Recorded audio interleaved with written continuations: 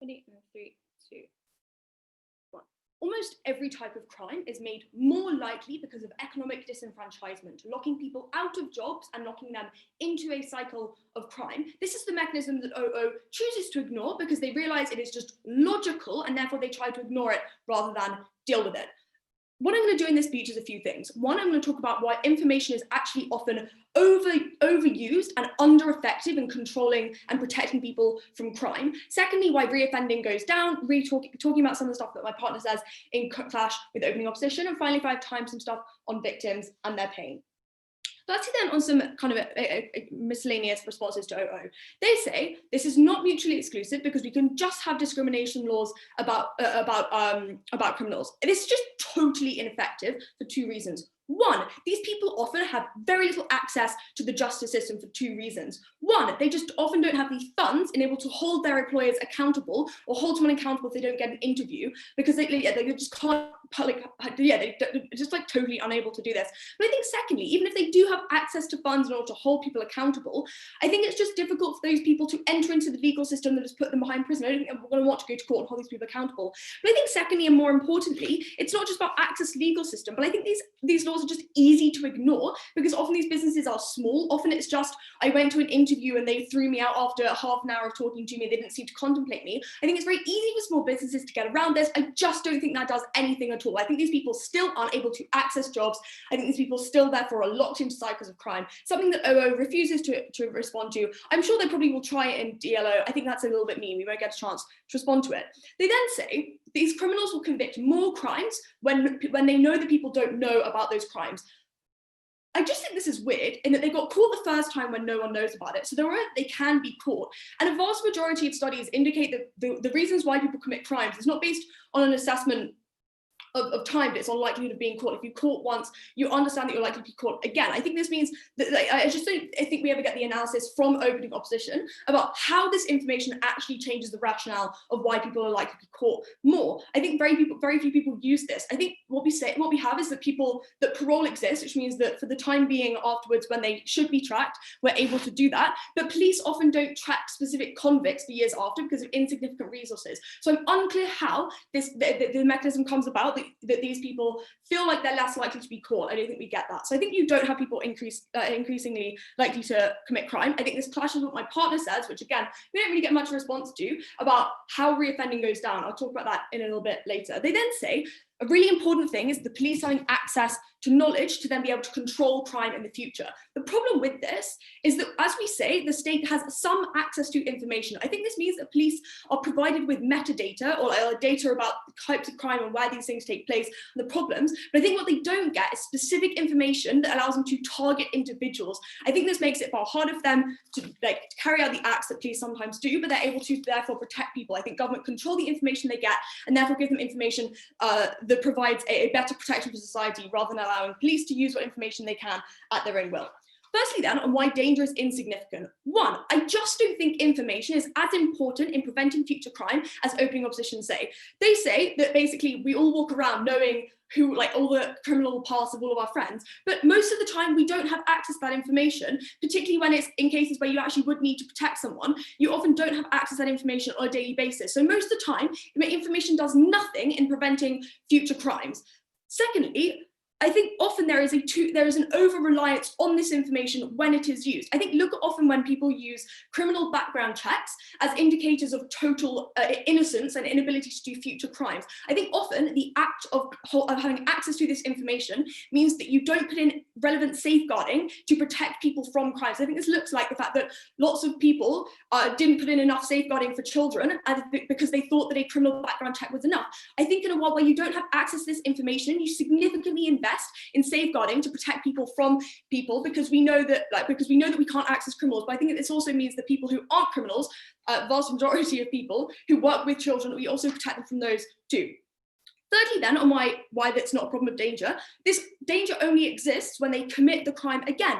No response to the many reasons my partner gives you for why crime goes down. What are these? One, rehabilitation teaches people the skills to manage their anger, as well as other kind of tactics. Often there are classes on anger management, on mindfulness, and all sorts of things that enable people to better understand themselves and rehabilitate. The second thing that he says is that is that you have huge economic empowerment, people are able to get jobs, but this also often involves economic integration that governments now have a huge incentive to do because people are worried about reoffending. But I think also, and this is what O says, the only reason why this can't happen, why rehabilitation can't happen, is because because in prisons, gang activity often makes people commit crimes more. I think this is exactly when there is an incentive to stop this from happening, when there's a huge fear in the population about people coming out of prison and not being able to track and understand them. I think this is exactly when you have a huge incentive to do all these things. I think this is a really important mechanism because it's the only time that there is a political will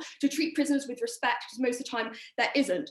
I think therefore, but there's also not that, but it's not only just economic and kind of knowledge empowerment, but I think it's also just the fact of being given a new start makes you feel like you can try again and do something new. I think therefore crime is likely to go, reoffending is likely to go down hugely. Why the danger is not a significant problem is because governments are able to have access to this information. Yes, very, very, very quickly. If I was attacked and my attacker broke my neck, presumably the technology you have to erase evidence of the criminal past does not include technology to magically fix my broken neck. How then do I feel walking around in society with a broken neck? If you have the technology to fix memories, you also probably have the technology to find a way to make the broken back make sense. We did ask the CAs this. I also think it's kind of weird. They did say the victims forget too, which brings me nicely onto my final point about victims' pain. Previously, victims had to go through significant trauma to get retribution and then live with that pain of what happened to them for the rest of their lives. What changes? When victims forget their pain after the sentence has been done, they are able to, firstly, know and ensure that all sorts of retribution and that this person is put behind bars and there is a rehabilitation process. So we get justice and get a retribution, but we also don't force the victim to live with the pain of this for the rest of their lives. We allow victims to forget the horrible experiences that for many victims, those one experiences plague them for the rest of their lives. So crucially, because information does not do anything or very, very little to protect or diminish the reoffendiveness and the ability to hold people accountable, and because we significantly decrease the chance of reoffending in the future, and because we also provide support for victims, incredibly proud to stand an OG.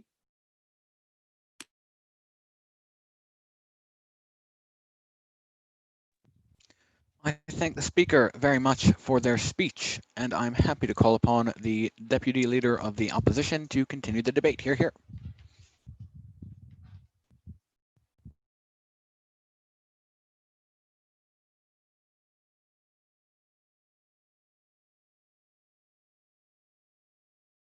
Okay, got it.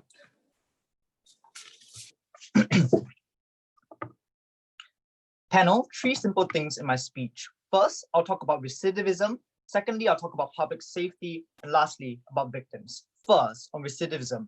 The problem with the OG case is that the key assumption they make is that the only reason the ex-convicts are being hindered from being accepted into society is the criminal record. I'm going to do 2 things to this regard. First, I'm going to prove that this premise is untrue. And secondly, if that premise is untrue, why you worsen recidivism on their side of the house. But first, I want to deal with the fact that, like, if it is true that it's based on criminal records, then it's also bad at the point of which you remove and erase memories or these records to begin with. Because especially for those individuals with large gaps in work experience or CV, at best you get a wash, because individuals, especially hiring managers, for example, are more likely than not to assume that they are ex-convicts anyway. And that's fundamentally the reason that they gave you in Prime Minister, because they said hiring managers want to err on the side of caution. Precisely. If you have a large unexplained gap in your work experience, you're disproportionately likely to get labeled as a criminal, and especially based on markers that are extremely unfair and arbitrary. Things like your race, for instance, right? This is worse on a comparative because it increases the association between race and ex-convicts on an arbitrary and unconfirmed manner. And this is worse because this is more disproportionate punishment, because you're getting punished for something that is not even an established fact to begin with. We therefore think that at best their argument is a wash. But more importantly, we don't think that criminal records are the only thing that are hindering ex-convicts, because there are a million reasons why crimes are committed. It is for the reasons that Prime Minister gives himself. Like, for example, they are unable to integrate in society because they have a difference in values, for instance, or because they have been socially excluded and they just don't know how to interact with other human beings within the same communities. The problem, therefore, is that absent of a public record, you are hindering an identification of where we should funnel state resources to best help individuals to reintegrate in society, which is why we argue that these records are important for societal arms, things like charities, for instance. Note, the comparative they had about prisons had increasing rehab and things like that. We're very happy to stand for rehab in prisons as well, but we don't think that that's necessarily something that is sufficient, because we argue that especially for some cases where prison times are very short, there just may not be enough time. We argue, therefore, that the public record and the availability of these identifiers are good for things like NGOs and charities to identify where they should focus their resources on to help individuals, for instance, equip themselves with skills such as to get the very aims that opening of our government wants, things like skills upgrading for more economic opportunities, for instance. Which is why we argue that in terms of reducing recidivism, we do it better on our side with the existence of these records. But more importantly, what is the reasonable clash in this debate? Because Prime Minister says that because the CAQ merely says that there's no public records, that courts therefore are able to have this information. This is bizarre to the extent that, public are allowed to sit in court sessions, for instance. Surely it means that courts are also precluded from this information. Why is it necessarily problematic? It is problematic because it distorts the way the the justice systems work.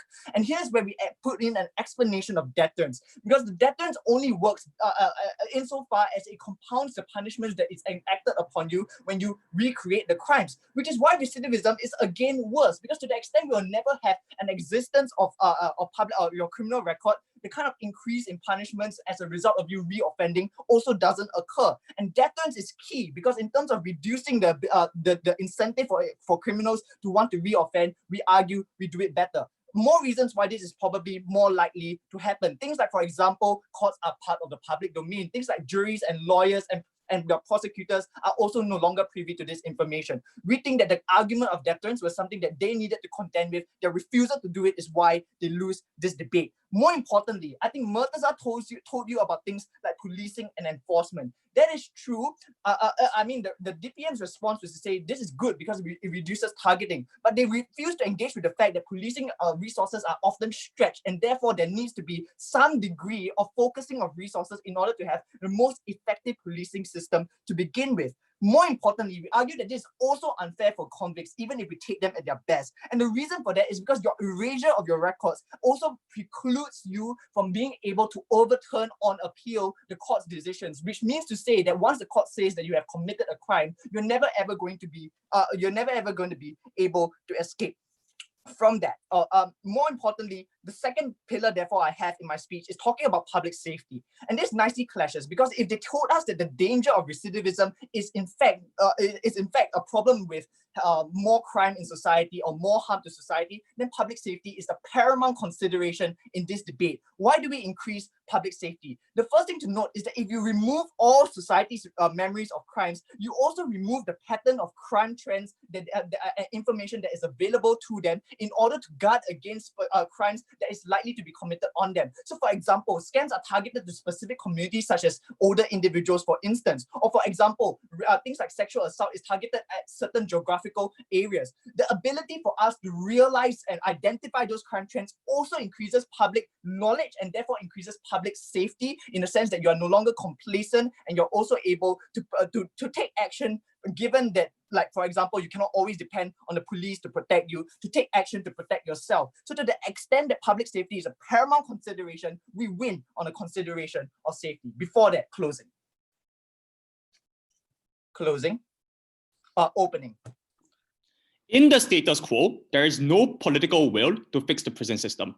On our side, it is more in the personal interest of the average citizen to fix all the structural problems you talk about. So any structural problem you raise, we are able to solve it because of political will on our side.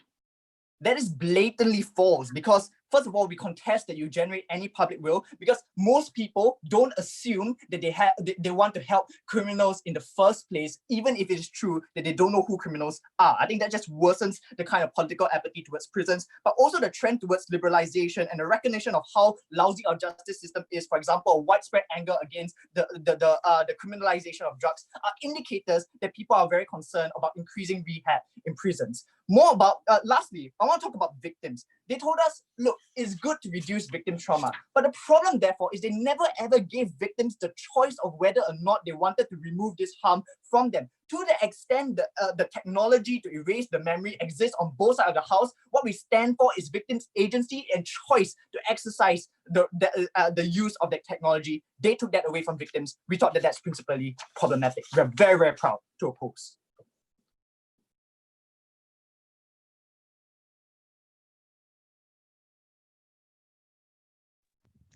I thank the speaker very much and the entire top half of the debate. And in order to open up the second half of the debate, I'm very happy to call upon the member of government. Hear, hear.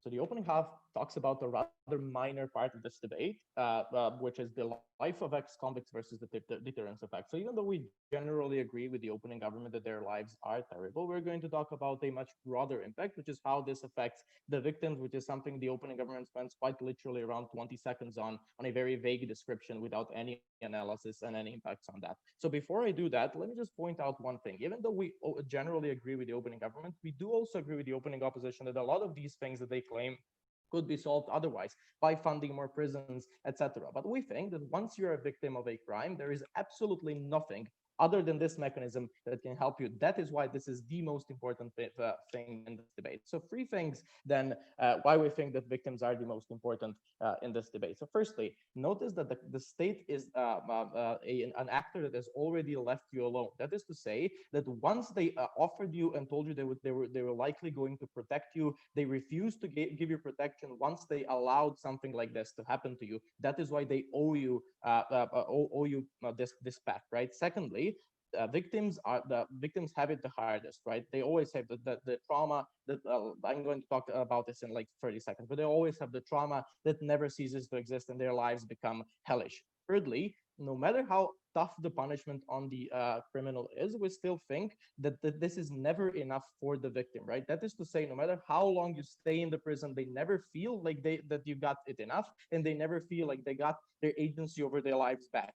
We think that for these 3 reasons, they are the most important factor in this debate, even though we still agree that like ex-convicts have good as well, as opening government says. Before I go on, let me just point out 2 things on deterrence on the opening opposition. I think that deterrence exists anyways, because the reason you're not going to reoffend is because you're generally scared of prison and you generally don't want to get punished. But even though if you do reoffend, we think this is usually economical reasons or stuff like that. But even if a deterrence doesn't exist on our side of the house, we're still happy to accept that because we still think that the state should prioritize prior victims because these were the victims that they left alone when these victims needed them the most, right? So where do we think the victims have it the hardest? Notice that these are we're talking about the crimes that usually don't have a tough enough punishment, but when it's the worst thing to be a victim, those are things such as sexual assault and everything else. This happens for a few reasons. Firstly, because you lose agency to choose what you want to be and what you want to do, because every single action and every single decision that you have in your life is determined by the fact that you're a victim. This always comes back to you, this always haunts you, and you're never able to fully be a person as you were, right? We think that, secondly, we think that this also means that people are likely like being more depressed, are likely like closing more into themselves, and whenever like they have something similar happening to them, they always remember these things. So whenever they're walking the street alone, they remember that they will burgle it. Whenever they're having a sexual activity, it reminds them of the sexual assault and everything else. So no action that they perform is completely free of this memory, right? But also it's the people around you that are always asking you how you're feeling, what you're doing, are you any better, and constantly remind you of what happened and everything else. Notice, and I think this is very important, that these are the things that can never be fixed. There is no funding or no governmental mechanism that can solve these things, unlike what the opening government is talking about, which could be solved by funding more prisons and everything else. These are the things that stay always, no matter what we do in terms of the governmental policy. We think that these people are better off because we're literally a snap of the fingers. When these people leave prisons, you forget about these terrible, terrible feelings. Compare this to the time that never ends and the feeling that never ends and always haunts you. We think that on a comparative, with a snap of a finger, when you lose this feeling, this is something that is incredibly, incredibly important. Why do we think that you can never solve these issues anyways, otherwise? Because notice that at the very best, you're going to solve your trauma of being sexually assaulted by years and years of therapy, which are usually very expensive. Not a lot of people can access them, but even if a lot of people can access them, they don't necessarily always work, right? We think that because of these reasons, it's very important to focus on these people because they have it the worst. We think that it's the very state that fucked them up in the first place because it didn't offer them protection, which is like state's like primary thing that they should do, right? In that sense, we think they're the most important factor in this debate and that we need to protect them first, even though this might have some bad effects, anything opening opposition claims. I want to talk about another thing in this extension, which is the principle, right? Opening government says, and I think they're also right, that this is something that doubles the time of your punishment and everything else. So we agree generally, but we think that in the status quo, this is not the only important thing because the time that you spend in prison is arbitrary anyways, right? But we think that your punishment as an ex-convict gets much worse, not because of the time that like prolongs, but because of two other things. Firstly, because of the rules, how the punishment is being done, right? That is to say, in the status quo, we know how the punishment is being done. You're going to prison, but also what they can do to you in prison, what the police can do to you, what you have to do in prison and everything else. Notice that in the situation, there is absolutely no rules as to how people are going to treat you, hence no rules as to how bad your punishment is going to look like, right? You're literally left in people's arms and we let them decide what they're going to do to you, how they're going to treat you. Will they employ you? Will they beat you up? Will they avoid you and everything else? We think that with this mechanism, the punishment gets worse. Before I go on, opening fast.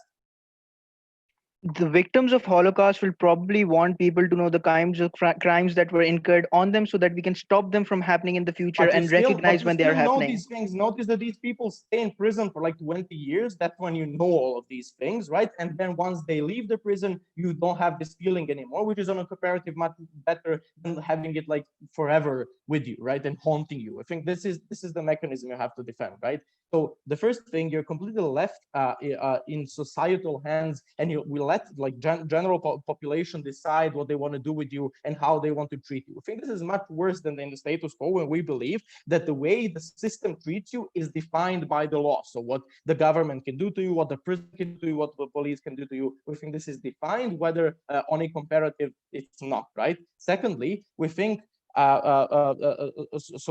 think that the punishment gets much worse. But the second thing is the appeal moment. So notice that in the status quo, you can always appeal not only to your prison sentence, but also the way they're treating you in the very prison. You can't appeal now because the way the people treat you, there's no appeal court of the way the people treat you, the employers treat you, the general population treats you, right? That is to say, your punishment becomes much worse. And that is something that is extremely problematic in a principle, because we don't think that the system that already fucked you up into making these crimes, that coerced you into stealing and everything else, is allowed to do these things to you because of this.